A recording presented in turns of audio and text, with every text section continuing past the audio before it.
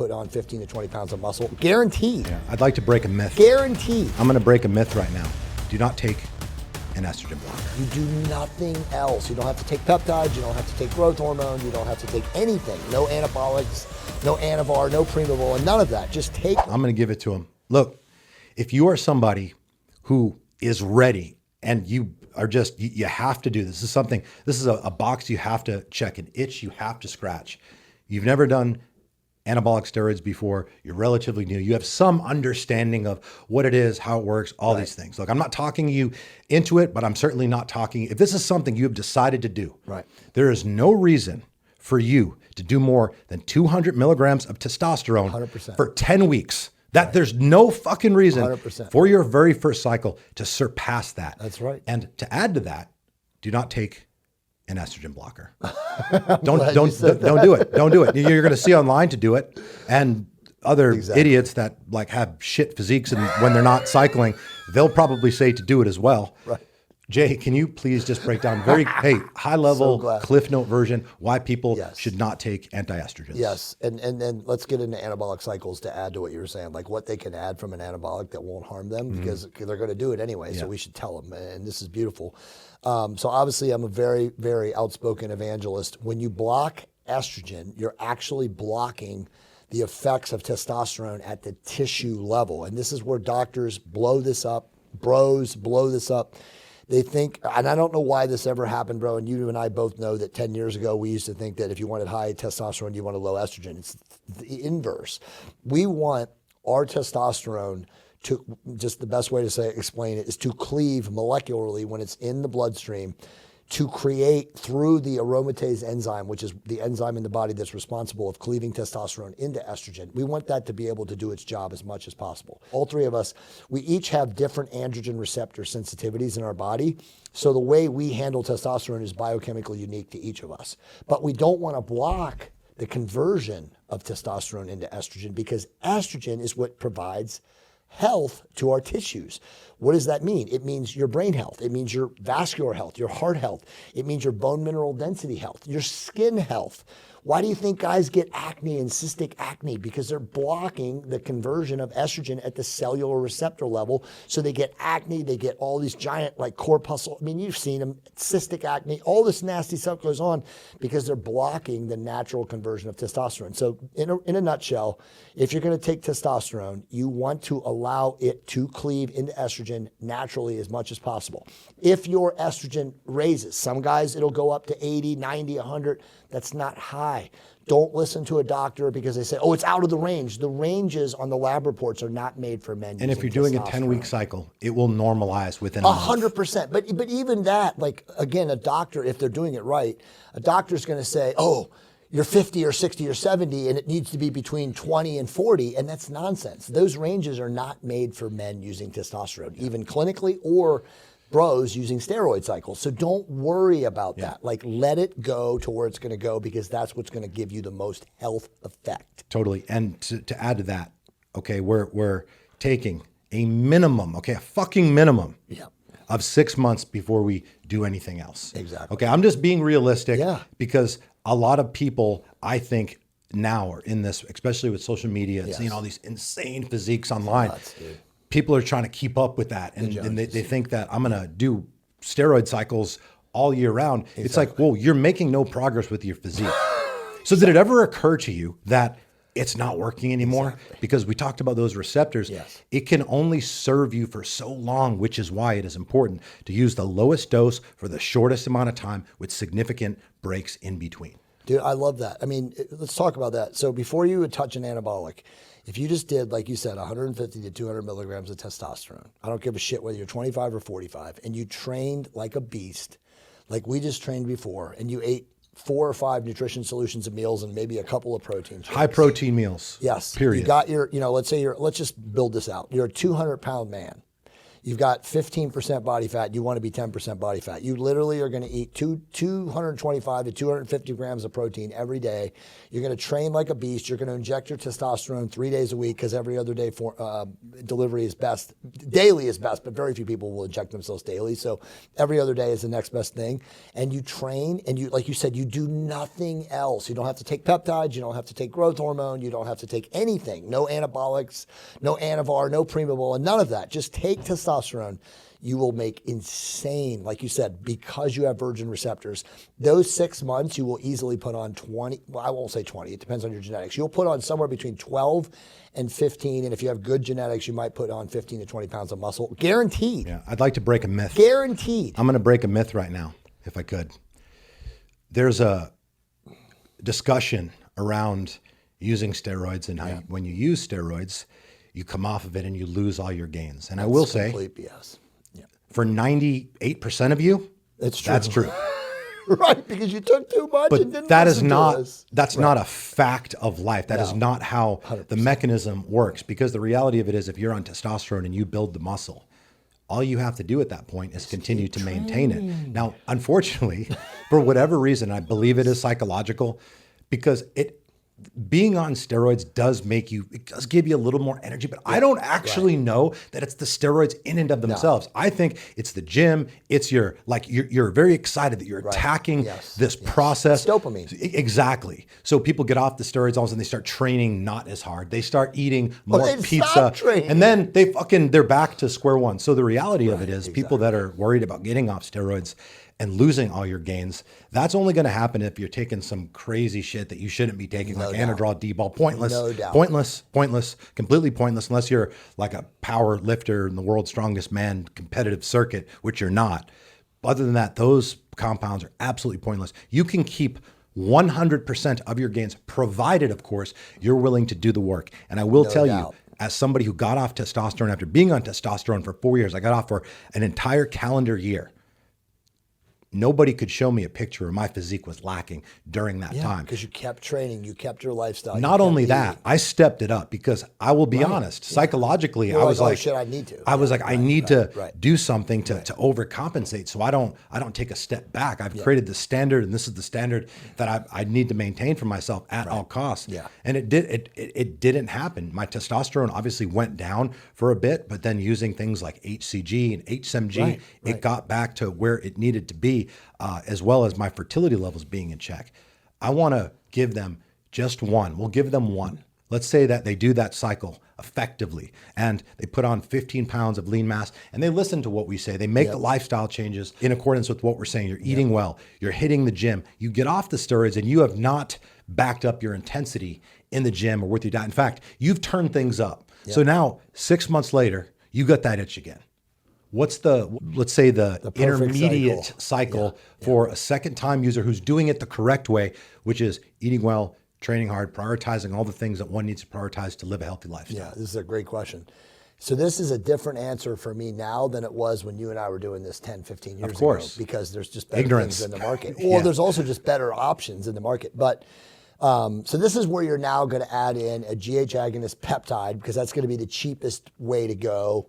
And most guys, young guys, can't find growth hormone, even though we both know growth hormone is probably the best, and we can talk about that. But a GH agonist peptide that you would add would be Tessa or IPA, right? So tesamorelin or ipamorelin, both of them, when combined with therapeutic testosterone, by the way, you're going to stay on the same test dose. It's going to be 150 to 200 milligrams. You're going to add tesamorelin or ipamorelin, and you can add both if you want because they're synergistic. Tesamorelin, you're going to take like 1 milligram at night before bed, 1 milligram in the AM. And if you're lucky enough, and BioLongevity Lab sells a blend of Tessa and IPA, you just take it, whatever the dosage is in the bottle. I think it's 10 milligram, 10 milligram. You take 1 milligram of each in the morning combined in your shot. So that's your growth hormone agonist peptide to add. If you're going to add an anabolic, a very cautious, very safe. You give one, I'll give one. Let me give mine first. So, okay, go ahead. I want to give mine first. Yeah. As to not be influenced by your answer, since you're smarter than me. I don't know about that. I would say, from a no side effect perspective, from a quality gain perspective, from something that is not going to cause you any hair loss. No. Oh, okay. I was actually going to say Proviron. Okay, yeah, that's even better. Let's keep saying. So Proviron was something that I became aware of late in the game, very late in the game. It's very mild, and I don't even know that you can. I don't even know if it's classified as an anabolic steroid. It's not. No. Either way, that's a very effective addition, and you can do Proviron for about 12 weeks and not have to worry about any side effects that would be problematic in nature, smooth. And also, again, probably one of the most important variables that I think factor into rating a steroid and its efficacy is the ability to maintain whatever gains were achieved while on the steroid when it is discontinued. Dude, that's awesome that you brought Proviron up. So I have a chapter about Proviron in the TOT Bible, which was again written in 2017, published in 2018. So what Proviron is a free testosterone enhancer. It's not an anabolic steroid. It's a DHT analog, which means it enhances the production of DHT, which is dihydrotestosterone, from your usage of testosterone. So that's a great answer because you're not even adding an anabolic. But I love that. It's hard to get it in the United States. Obviously, you can get it in the gray market, but they do in Europe. Why do you call it the gray market, not the black market? What's the difference? So gray market, I mean, it's the same thing technically, but black market is like underground bros. Gray market is pharmaceutical quality, but it's being sold on the internet through compound pharmacies or offshore pharmacies now, right? But so I call gray black. I mean, black is literally our bros making it in the basement, whereas gray is like a pharmaceutical prep, but it's not sold from a pharmacy. But anyway, so what I would add, and there's two, and you already know what these are, but let's talk about them. So I love this. So 200 milligrams, 150 to 200 milligrams injectable testosterone every other day. Proviron at 25 progressed to 50 milligrams a day, which is 2 tabs at like 25 milligrams. And by the way, just so you know, I'm glad you said it, Proviron is a pharmaceutically prepared drug. It is given to men in Europe who are on prescribed testosterone replacement or optimization therapy to enhance fertility, right? Yes, well, not just that, but free testosterone, right? So you can actually use less of a testosterone dosage when you're taking Proviron. So again, just to wrap this up for people so they can follow and we're giving them clear information. One more thing on Proviron, which is very interesting and counterintuitive to how this normally works. Proviron is actually a fertility enhancement tool. Yes. So a lot of people have the misconception falsely that if you're on testosterone for any period of time, it shuts down your natural levels. Although that can be the case, if you're not taking HCG and you're not doing other things we'll delve into, Proviron, an argument can be made, especially if you're that early in your steroid taking journey, that's going to keep you fertile in that process. No doubt. There's science. I mean, again, in my chapter on Proviron, I talk about all the science that shows that. And again, that's why it's prescribed in Europe. For some reason, it's not prescribed in the USA, which is ridiculous. But testosterone 150 to 200, you got a growth hormone agonist peptide, Tessa and IPA, or them combined. You've got Proviron at 25 to 50 milligrams, and now there's 2 oral anabolic, they're known as anabolic steroids, that you can pick. If you're really advanced and you're really smart, you can even rotate them, but it's Anavar, which is oxandrolone, and Primobolan acetate, which are tablets. Now, Dan Duchesne, who, as you know, tutored me a long time ago, the great Dan Duchesne, he was a huge advocate of Primobolan acetate tablets. And the reason he was is because in the studies, it doesn't do anything bad. I mean, literally, guys are taking 75 to 100 milligrams. It does not affect the liver. It might, in some people, show a little bit of like lowering of HDL values, but in most people, it doesn't. The other one would be Anavar, which is oxandrolone, which is the drug that women in the competitive circles take at very low dosages because, again, it doesn't have a lot of side effects, and it's very, very nice in that it provides an anabolic bump. It provides, 3 to 5 pounds of like skeletal mass accretion or gains in women that use it. But for men, just so we have the dosages, men would use 25 to 50 milligrams of each, and they would take it daily. And as you were saying, if you're doing like an 8 to 10 week cycle, you would stair step the dosage so that maybe your first 2 weeks you do 25, maybe the second 2 weeks you do 50, weeks 5 through 6 you're doing 50 to 75, and then maybe the last 2 weeks you go up to 75 to 100. if you just keep it, again, at 6 to 8 weeks or 8 to 10 weeks at those cycles, and you could even literally, I know people that will take 50 milligrams of Anavar in the morning and 50 milligrams of Primo, again, at the end of the cycle in the afternoon. So you're getting like 100 milligrams of these tabs a day. You will develop very hard muscles. You will be strong, and you will 100%, if you're doing what we've already said about eating right, living right, training right, sleeping right, bro, you will keep 80% of that muscle. But again, don't want people to listen to me and say Jay Campbell's advocating that they take 100 milligrams of Anavar or Primo. No. We're saying that this would be a very healthy second cycle, as you said, for 8 to 10 weeks for somebody who did everything right in the first 6 months and gained 10 to 12 to 15 pounds of muscle, to now add on another 6 to 8 to 10 pounds of muscle that's keepable.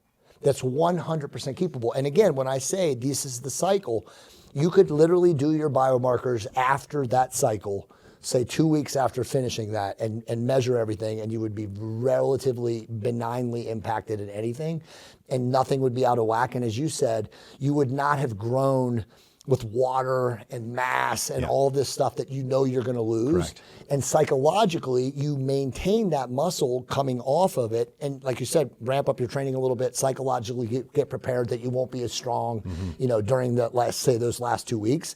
And dude, then that's how you do it. And now mentally you've like, oh shit, I know how to use steroids. Now I actually know how to do this where I can build my physique and not put my body under stress. Correct. So just to clarify for all you geniuses out there, what we have recommended for one's second cycle, if one went down this path, is again another 10 weeks, possibly 12 if you feel inclined. 100%. 150 to 200 milligrams of testosterone. And you're going to pair that with one, not all, of the various compounds that we have shared, whether it's something like Proviron, Anavar, what were the Primavol and acetate. And the growth hormone agonist peptides, Tessa and IPA. So pick one. That's a game-changing cycle for any person. There's no reason for someone who's just coming out of the gate to do all these different fucking things. It'll be expensive. It'll be difficult to keep up with. So pick one. And again, get your blood work done. Do it right. And look, the bottom line is, if you want to actually have this be something that like you want to use as a tool, which I did for a long time. How you use it matters. How you use it absolutely fucking matters. Learn from those of us who have made the mistakes, learn the lessons. Jay has spent a majority of his life learning the ins and outs about I don't know that there's a better, more credible, reliable source to take this information with and feel confident that it's going to serve them in some capacity than us right here, right now. I agree 100%. I mean, look at our pictures. I mean, but again, dude, like you said it right. And the blood work. I post my blood work. Yeah, I mean, I post my blood work too. It's all over the place. But I mean, you said it right. Like the key is longevity.